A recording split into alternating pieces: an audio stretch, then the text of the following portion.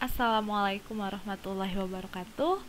Selamat datang kembali di Praktikum Analisis Data Epidemiologi Kesehatan Masyarakat. Bagaimana kabar teman-teman hari ini?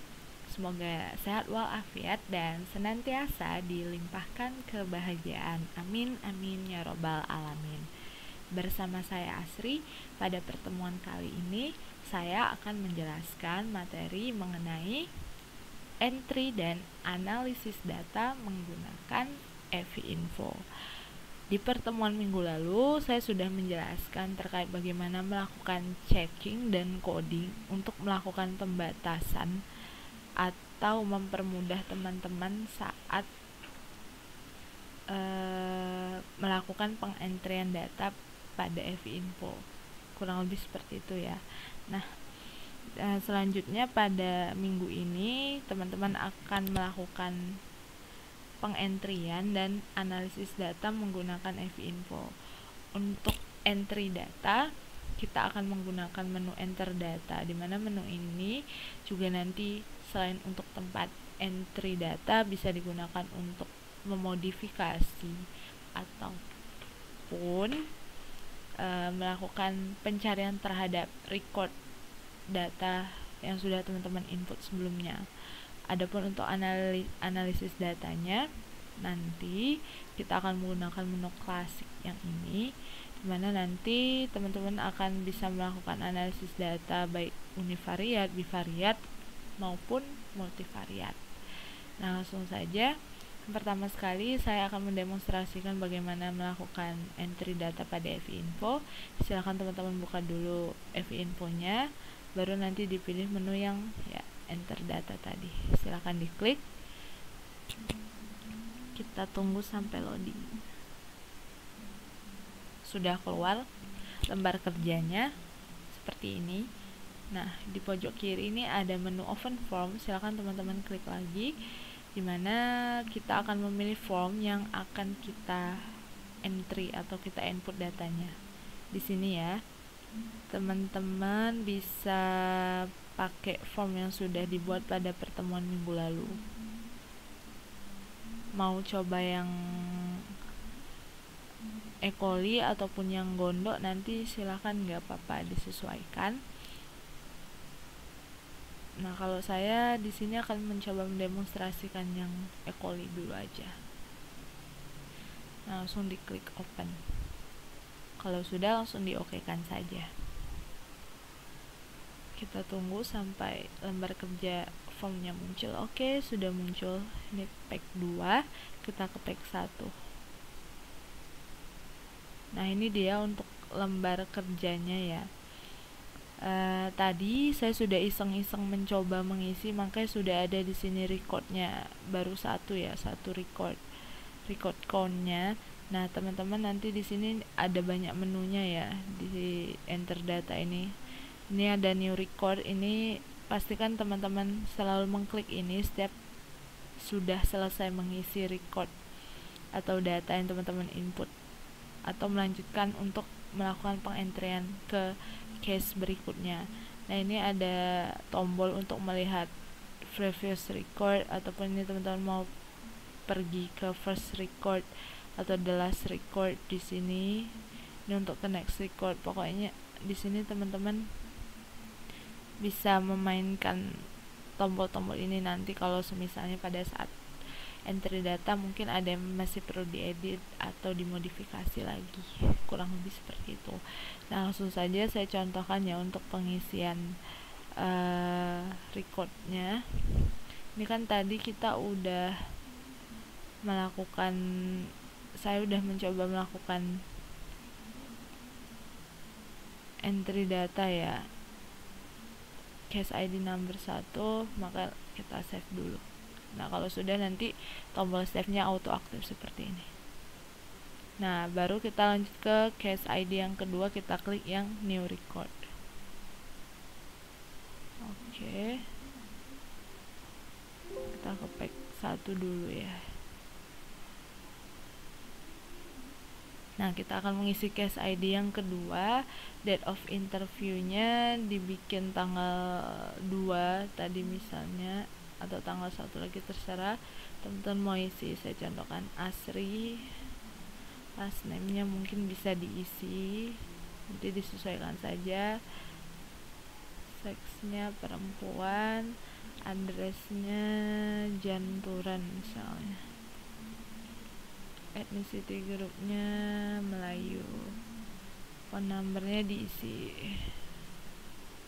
Silakan nanti kalau untuk datanya menyesuaikan masing-masing ya, menyesuaikan masing-masing dengan keadaan teman-teman. Boleh asal tapi tetap ada di jalurnya, jangan sampai ngawur kayak gitu. Oke, sudah. Kita isi ini, was the patient ill, kita isi yes. Ini mungkin tanda dan gejalanya dicentang, mungkin sakit kepala, demam, diare berdarah, hilang nafsu makan, bisa. Nah, was the patient to regular, yes. Hospitalized, kita isi yes ya. Was the patient treat, ini kita isi no aja ya kali. Was the patient treated with antibiotic, yes. Did the patient die, no. Lanjut ke pack 2, mungkin ini bisa dicentang. Riwayat makan responden, misalnya sebelumnya respon makan es krim, anggur, susu. Oke, sudah. Dimana bisa diisi mungkin dengan pasar. Itu sampel for antibiotic, yes. Apakah ada pengambilan sampel, apakah diisolasi, no. Hasil resultnya negatif, positif misalnya. Oke. Nah, kalau sudah tinggal di save. Nah, begitu seterusnya ya, sampai nanti teman-teman melakukan pengentrian sebanyak 100 sampel. Kalau nggak salah 100 sampel, nanti silahkan dicek lagi di e-learning untuk yang kuesioner gondok. Tapi nah, itu untuk entry data. Saya rasa untuk entry data teman-teman nanti bisa silahkan lebih lanjut mengekspor sendiri pada saat melakukan praktik mandiri. Kalau masih ada yang bingung, nanti bisa dikomunikasikan dengan asisten. Nah, kita sudah melakukan entry data, baru kemudian kita akan melakukan yang namanya analisis data. Tadi saya sudah jelaskan, untuk analisis data dalam FI-info kita akan menggunakan yang menu klasik. Silahkan diklik menu klasiknya. Kita tunggu loading menunya.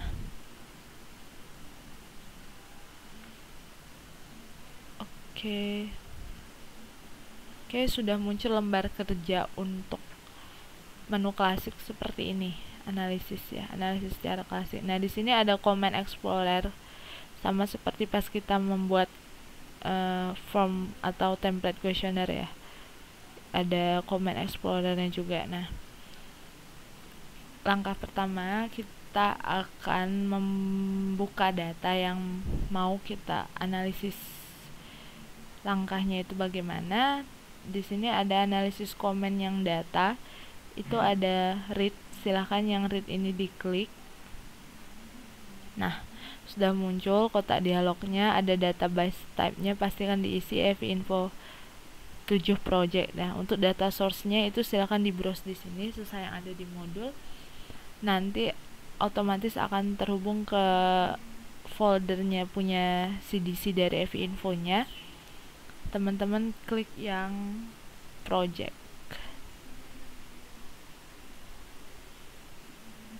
Nah, project sudah muncul, baru dipilih lagi yang sampel ya.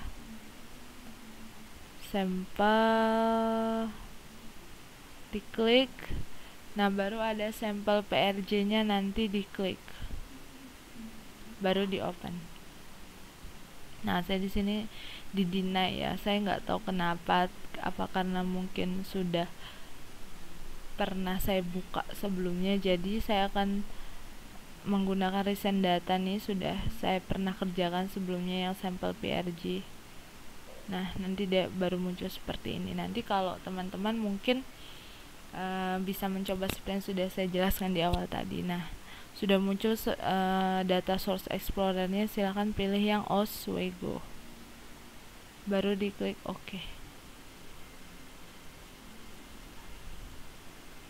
Sudah jadi grid itu fungsinya nanti pada saat melakukan analisis data, yang akan dibaca oleh FI Info-nya adalah data yang ada pada folder sampel PRG yang Oswego tadi ya. Nah, berikutnya kita akan melihat list dari data yang ada pada Oswego ini apa sih. Itu di menu statistik ini, di Command Explorer statistik, teman-teman klik yang list. Nah, ini variabelnya nanti bisa dipilih teman-teman menampilkan variabel apa. Di sini banyak ternyata, banyak ya ternyata. Kita contohin untuk yang kita mau lihat yang umur aja kali ya. Nah, terus ini bentuknya itu ada grid, ada printable, exportable. Itu teman-teman bebas milih yang mana, tapi kita coba yang grid dulu. Printable ini berarti dia dilihatkan dalam mode bentuk cetak ya, siap cetak. Nah, terus di OK.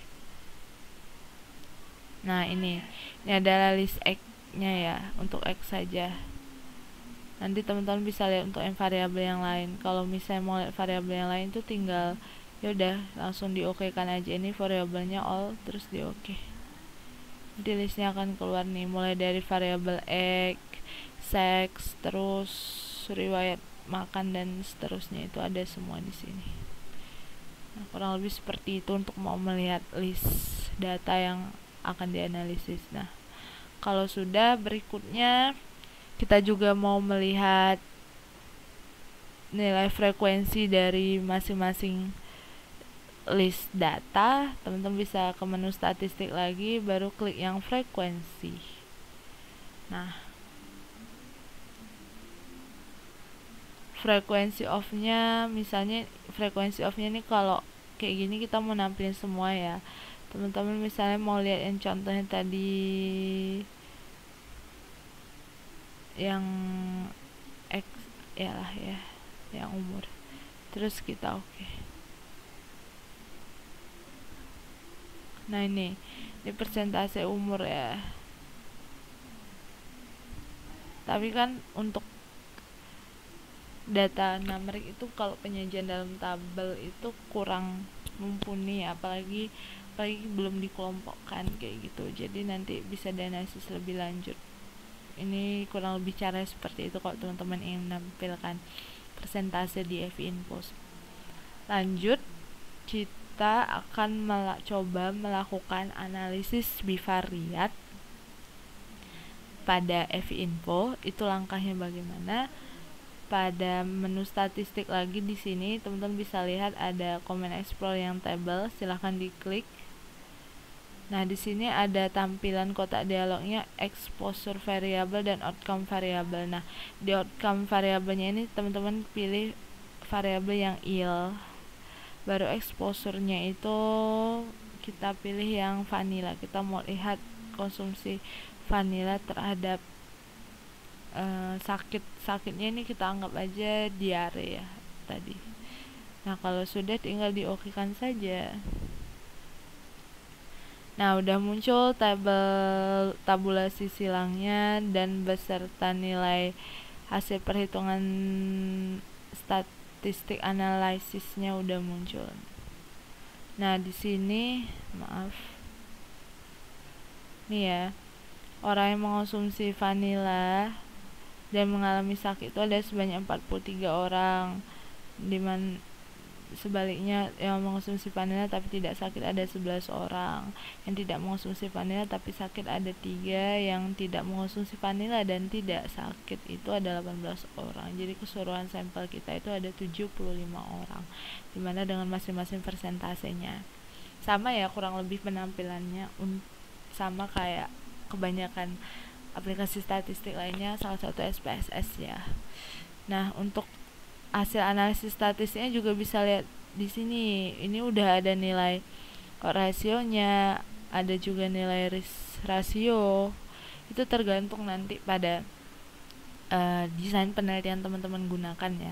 Misalnya nanti teman-teman mau mengandaikan ini penelitian cross seksional ya, kita mengandaikan ini sebagai penelitian cross seksional saja, kita berarti akan melihat di besar risk rasionya itu yang ini, point estimate-nya itu sekitar 5,5741, dimana nilai confident intervalnya dari 1,9 sampai 16, sekian ini. Nah, adapun untuk hasil chi-square-nya, analisis bivariatnya di sini menggunakan chi-square. Ini ada statistical test chi-square uncorrected, mental Hensel corrected Yates. Ada bahkan ada hasil G-Visser S-nya sebagai uji alternatifnya juga. Nah, ini yang dibaca yang mana sih, Mbak? Itu kan banyak ya chi-square-nya. Itu silakan nanti teman-teman melakukan pembacaannya di chi-square yang corrected Yates.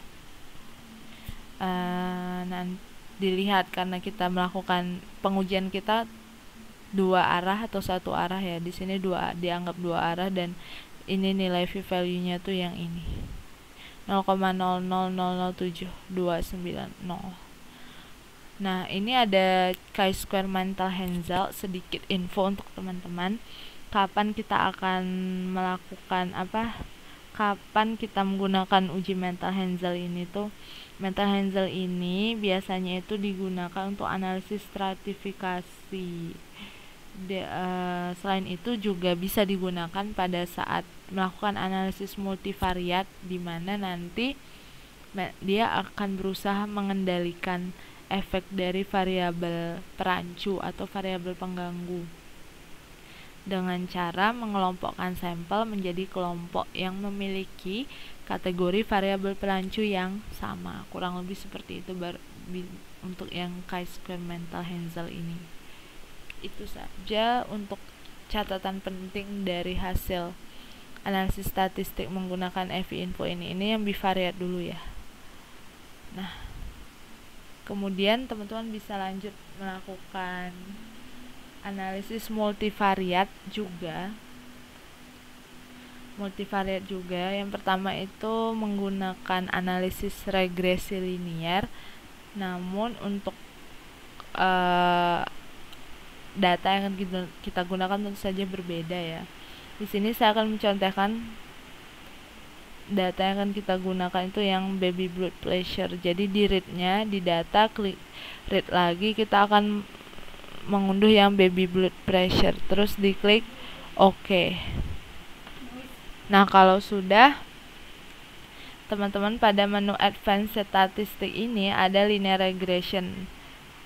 Nah, sudah di-read ya data yang baby blood pressure, ada pemberitahuannya di sini. Baru silahkan klik yang linear regression. Nah, pada outcome variabelnya kita pilih yang systolic blood. Other variabelnya dipilih yang egg index. Nah, kalau sudah langsung diklik OK saja. Nah, sudah muncul ya hasil linear regressionnya, koefisien korelasinya yang ini, terus p-value-nya itu yang 0,0001 ini ya. Jadi nanti silahkan untuk pembacaan interpretasinya mungkin sama seperti yang sudah dijelaskan pada praktikum sebelumnya. Ini sudah untuk analisis regresi linear. Berikutnya kita akan coba yang analisis regresi logistik. Kita akan melakukan pembacaan pada sampel yang berbeda, maksud saya data yang berbeda lagi ya. Kita menggunakan data yang Oswego lagi. Diklik yang Oswego, terus klik OK. Oke, sudah di-read lagi data yang Oswego. Mari kita lanjutkan ke advanced statistiknya, pilih yang logistic regression.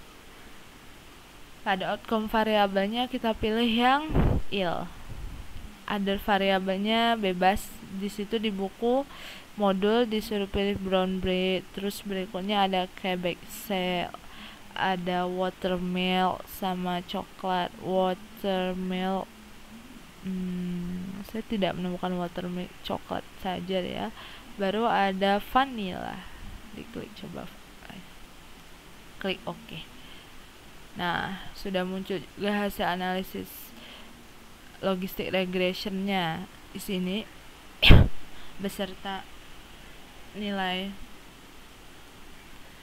rasionya ini ya, masing-masing variabel yang berbeda beserta nilai p-value-nya sudah ada, 95% CI-nya rentangnya juga sudah ada di sini. Oke. Kurang lebih seperti itu untuk melakukan analisis yang multivariat, baik regresi linear maupun regresi logistik. Berikutnya untuk hasilnya ini nanti teman-teman bisa pindahkan ke dalam dummy table yang informatif tentunya ya, untuk penyajian di laporan. Nah, saya lupa tadi terlewat, kita juga bisa melakukan nilai analisis rata-rata menggunakan menu statistik di sini ya. Tapi kita akan membaca data yang tentunya data yang numerik ya kalau untuk rata-rata itu. Caranya bagaimana? Teman-teman klik means, terus pilih yang means of-nya yang mana untuk yang Oswego yang X, baru diklik OK. Nah, ini untuk penampilan nilai rata-rata, min, varian, standar deviasi, nilai min, max-nya juga sudah ada semua. Itu untuk deskripsi analisis univariat yang data numerik, bisa juga lewat menu statistik di F-Info ini. Kurang lebih seperti itu. Nah, nanti untuk pelaporannya silakan teman-teman pindahkan hasil analisisnya ke dalam dummy table yang informatif seperti ini. Saya rasa tidak perlu dijelaskan panjang lebar lagi ya. Untuk yang analisis bivariatnya, uji chi-square-nya nanti. Nah, ini kalau untuk yang ini untuk hasil uji regresi linearnya nanti cukup masukkan nilai p-value, mean square sama koefisien korelasinya saja.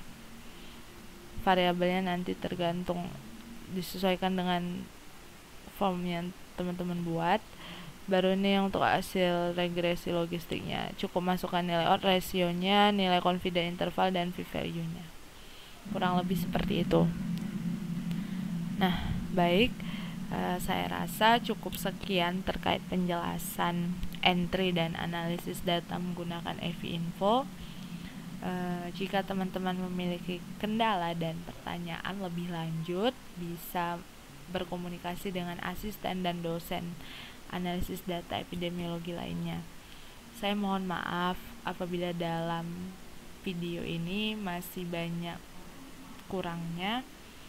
Terima kasih atas perhatian teman-teman.